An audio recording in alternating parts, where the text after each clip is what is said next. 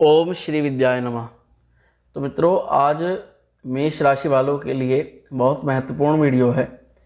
मई महीने में कौन कौन से बड़े ग्रह गोचर हैं, या कुल मिलाकर हम आपको बताने वाले हैं मई 2023 का राशिफल मेष राशि के लिए।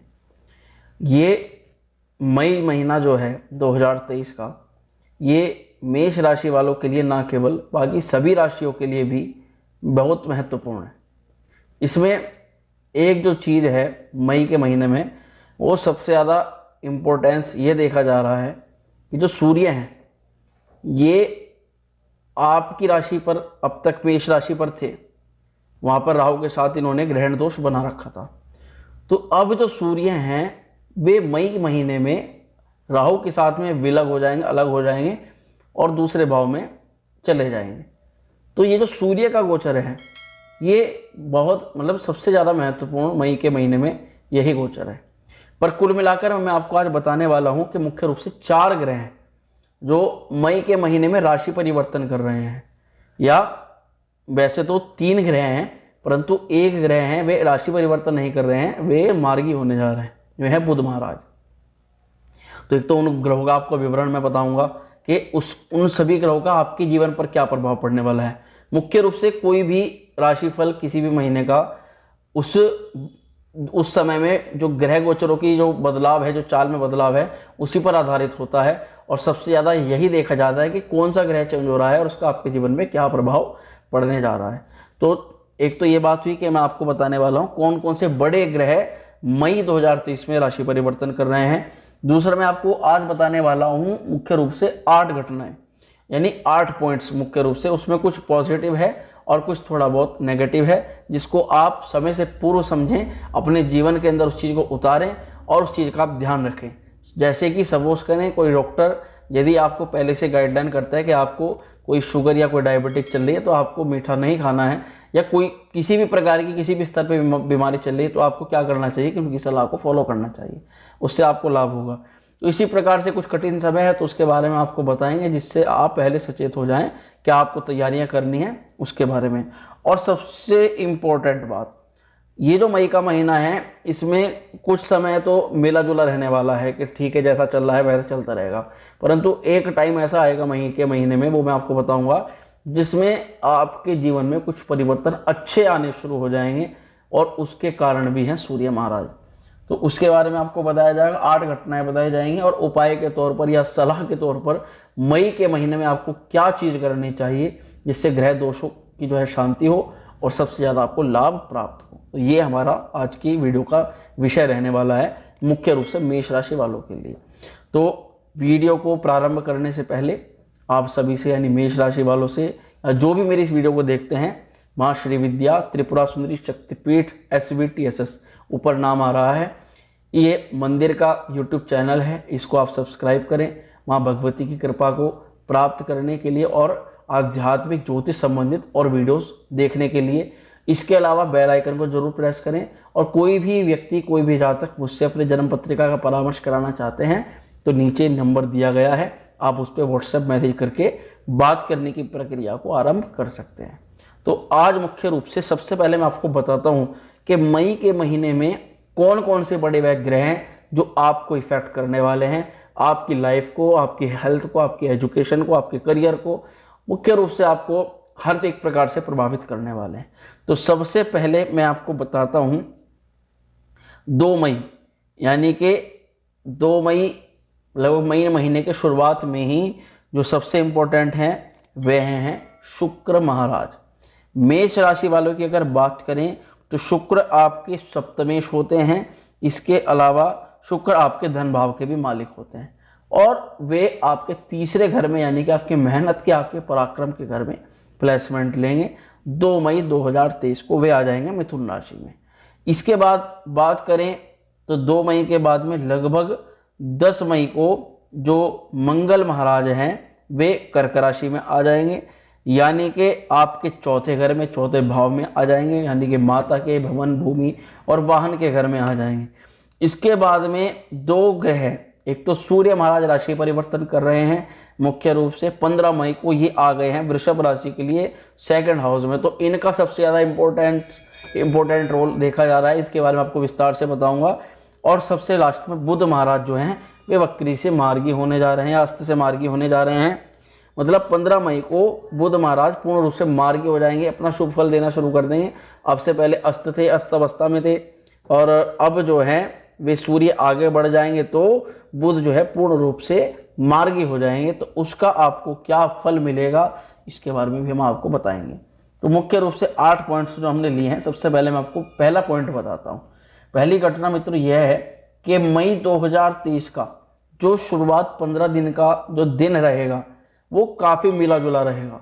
उसमें इस महीने को अगर हम कहें कि संतुलित महीना, कि अगर हमें किसी चीज़ की आवश्यकता है, ज़रूरत है, तो वो चीज़ हमें उपलब्ध आसानी से हो जाएगी, और कोई चीज़ की हमें आवश्यकता नहीं है तो कोई बात नहीं। तो इस प्रकार से धन, वैभव, स्त्री, पुत्र आदि सभी चीज़ों के लिए वैसे संतुलित ये महीना रहने वाला है, परंतु कब तक? 15 मई से पहले तक। उसके बाद आपको बताऊंगा। अच्छा, शुरुआत के जो कुछ 14-15 दिन रहने वाले हैं मई के महीने के, उसमें क्या है कि कार्यों में कुछ अड़चनें आ सकती हैं, कुछ अटकनें आ सकती हैं, कुछ रोक रुकाव आ सकता है। किस कारण से मैं कह रहा हूँ, उसका रीज़न यही है कि अप्रैल में, वैसे तो अप्रैल में बृहस्पति ने राशि परिवर्तन किया, परंतु अभी धीरे धीरे पूरे वर्ष तक इनको यहाँ पे प्रभाव डालना है। तो ये आपके हैं लगन भाव में, प्रथम घर में। तो बृहस्पति राहु की जो स्थिति बनी हुई है उसी के कारण से क्या है कि थोड़ा सा कार्यों में एक रुकावट, एक बाधा, या इसको हम ऐसे भी कह सकते हैं कि पेट में दर्द या गलत अन्न खाने से, गलत समय खाने से जो है शरीर के अंदर किसी प्रकार की समस्या उत्पन्न हो जाना, तो ये बृहस्पति राहु के कारण से हो सकती है। तीसरा पॉइंट क्या है? तीसरा पॉइंट यह है मित्रों कि आप शुरुआत से देखें तो शनि की स्थिति जो है वो मेष राशि वालों के लिए काफ़ी अनुकूल है। अगर आपको किसी भी कारण से धन में, पैसों में कोई भी दिक्कत अगर आ भी रही है तो शनि वहाँ पर आपको उसकी भरपाई जरूर कराएंगे। शनि आपको उसका पूर्ण फल देंगे और आपको पैसे की या नौकरी की या व्यापार की समस्या का सामना ज़्यादा नहीं करना पड़ेगा। ये हमारे इस ग्रह गोचर का फलादेश है। ये हमारी तीसरी बात।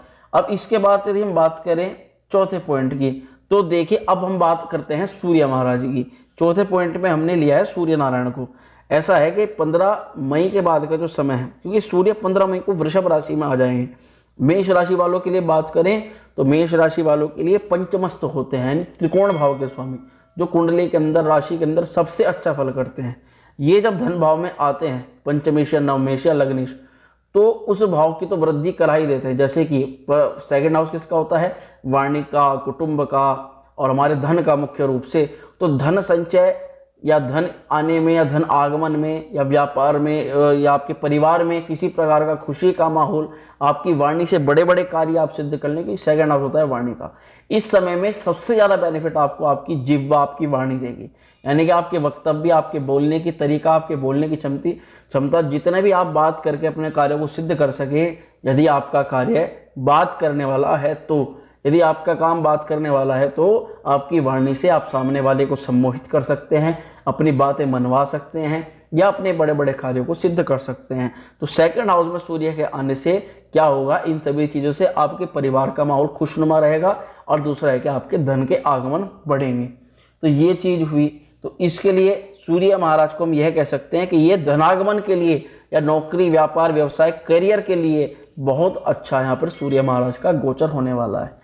इसके बाद हम 5वें पॉइंट की बात करें तो 5वां पॉइंट मुख्य रूप से यही हमने रखा है कि जब सूर्य धन भाव में आते हैं या सूर्य त्रिकोण भाव के स्वामी का सेकंड हाउस से मेल होता है या मैचिंग होती है, तो उसमें क्या है कि कार्यों में कामयाबी का स्तर बढ़ जाता है। अब आप यदि स्टूडेंट हैं या आप जॉब में हैं या आप जॉबलेस हैं, जॉब के लिए तैयारी कर रहे हैं, तो जिस भी फील्ड के लिए आप तैयारी करते हैं, जिस भी क्षेत्र के लिए तैयारी करते हैं, उसमें कामयाबी के चांस यहाँ सूर्य महाराज की स्थिति आपको बढ़ा देती है और आपको सफलता जल्दी और अवश्य मिल सकती है सूर्य के इस गोचर के कारण से। इसके बाद मित्रों छठा पॉइंट की अगर हम बात करें, हमारे 5वें पॉइंट हो गए, छठे पॉइंट की अगर बात करें तो आप देखें कि षष्ठेश बुध जो है वह भी राहु के साथ में लगन में कहीं ना कहीं विद्यमान है, जो षष्ठेश भी हैं और साथ में तीसरे घर के भी मालिक हैं। तो शुरुआत के लगभग 15 दिन तक थोड़े हेल्थ इश्यूज तो आपको हो सकते हैं, जैसे कि गलत खान पान के कारण से शारीरिक में गिरावट, शरीर में कुछ आलस्य महसूस होना, प्रातःकाल उठते हुए जल्दी समय पे ना उठना या जल्दी बिस्तर को न छोड़ना। इसके अलावा अगर कहीं पर भी आपको मुंह में थूक बनने की समस्या रहती है तो इसका मतलब कि कुछ ग्रह दोष आपके ऊपर प्रभाव डाल रहे हैं। हालांकि उससे बचने के लिए आपको क्या उपाय करना है ये भी मैं आपको बताऊंगा। और स्वास्थ्य में मुख्य रूप से आपको सिर दर्द की समस्या भी रह सकती है। तो ये हमारे छठे पॉइंट हुए। 7वें पॉइंट की यदि हम बात करें तो मित्रों 7वें पॉइंट आपका यही है कि 15 मई के बाद में जब सूर्य धन भाव में आपके आएंगे तो सूर्य की जो स्थिति है वो आपको बारंबार सफलता देगी। और अगर आप एक नौकरी के अंदर हैं, नौकरी में काम करते हैं, तो नौकरी वालों को भी इस समय लाभ होगा। हाँ, पर शुरुआत के 15 दिन जो व्यापार करने वाले हैं उनके लिए कुछ चुनौती भरा समय रह सकता है, परंतु बाद के जो 15 दिन हैं यानी कि इस महीने का जो दूसरा जो सेकंड पार्ट है वह काफ़ी बेहतर रहने वाला है। छात्रों के लिए भी आत्मविश्वास बढ़ाने वाला यह समय होगा। इसमें छात्रों का जो विश्वास है, जो उनका निडरता है, निर्भयता है, कार्य करने की, पढ़ाई करने की जो क्षमता है उसमें वृद्धि होगी। और निश्चित तौर पे अगर इस समय कोई एग्ज़ाम है तो उसके क्रैक होने की यानी कि एग्ज़ाम में उत्तीर्ण होने की संभावना ज़्यादा रहती है सूर्य की स्थिति के कारण से। और व्यापारियों को भी 15 तारीख के बाद में विशेष रूप से लाभ हो सकता है। वित्त की अगर बात करें, पैसा आने का जाने का क्या है, तो देखिए मित्रों पैसे की आपका ऐसा रहेगा कि आपके जो शुक्र महाराज हैं, शुक्र तीसरे घर में जो है आपके मेहनत के घर में, पराक्रम के घर में तो हैं। इसका मतलब यह होता है कि जब भी आप मेहनत करते हैं, मेहनत का निश्चित तौर पर आपको जो है प्रभाव और धन लाभ देखने को मिलेगा। सूर्य की स्थिति भी आपके धन वृद्धि के योग बढ़ाती है। अच्छा, इसके बाद में दशमेश की शनि की बात करें तो दशमेश शनि भी लाभ स्थान में बैठे हैं। ये भी इंडिकेशन देते हैं कि हाँ, व्यक्ति का व्यापार, व्यवसाय और नौकरी के लिए वित्तीय की जो स्थिति है वो स्ट्रांग रहने वाली है, काफ़ी अच्छा रहने वाली है। परंतु कहीं ना कहीं जो दशमेश शनि हैं वो लाभ स्थान में बैठे हुए हैं, पर उन पे चौथे स्थान पर बैठे हुए जो मंगल महाराज हैं, मंगल लगभग आपका 10 मई को कर्क राशि में आ जाएंगे, यानी कि नीच राशि के मंगल हो जाएंगे। तो मंगल जो नीच राशि में चौथे घर में होंगे उस समय आपको क्या करना है कि प्रॉपर्टी संबंधित यदि आप कुछ खरीद या बेच करते हैं तो उस समय आपको सावधानी की आवश्यकता है। और आप इस अवधि में किसी प्रकार का प्रॉपर्टी का खरीद बेच ना करें तो ही अच्छा है। मंगल की जो स्थिति है, मंगल अष्टम दृष्टि से शनि को देखते हैं, तो हाँ ऐसा हो सकता है कि व्यक्ति पे पैसा आए, और पैसा आना तो पक्का है। आप पैसा आ करके आप उसे अपनी ज़रूरत की चीज़ों में या फिजूल खर्च में या ऐश्वर्य दिखाने में आप उस पैसे को इन्वेस्ट कर दें या खर्च कर दें, ये स्थिति बन सकती है। क्योंकि नीच के मंगल जो है अष्टम दृष्टि से शनि को एकादश स्थान में देख रहे हैं, तो ये स्थिति आपकी बन सकती है। अब ये तो रहा कि अप्रैल के महीने आपको सूर्य का बताया, बुध रोगग्रस्त कर सकते हैं, शुक्र महाराज की स्थिति आपको मेहनत से धन लाभ दिला सकती है, मंगल की जो स्थिति है मैंने आपको बताया कि आपको प्रॉपर्टी में बचाव रखना है, लाभ स्थान को देख रही है तो पैसा आएगा तो खर्च रहेगा। इन चीज़ों में बात हुई। उपाय के तौर पर आपको क्या करना है कि मंगलवार के दिन राहु और केतु के बीज मंत्रों से आपको हवन यज्ञ कराना है।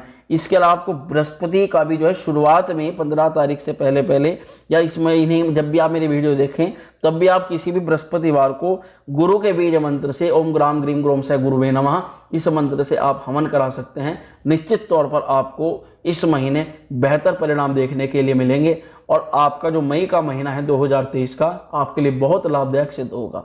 मित्रों, मैं आशा करता हूं कि आज का जो सामान्य हमने मासिक भविष्यफल आपको बताया, राशिफल बताया, आपको अच्छा लगा होगा। वीडियो आपको अच्छी लगी हो तो इसको लाइक शेयर करना बिल्कुल न भूलें और कमेंट अपनी जरूर करें। माँ श्री विद्या, माँ त्रिपुरा सुंदरी आप सभी के ऊपर अपनी कृपा प्रदान करें। ओम श्री विद्याय नमः।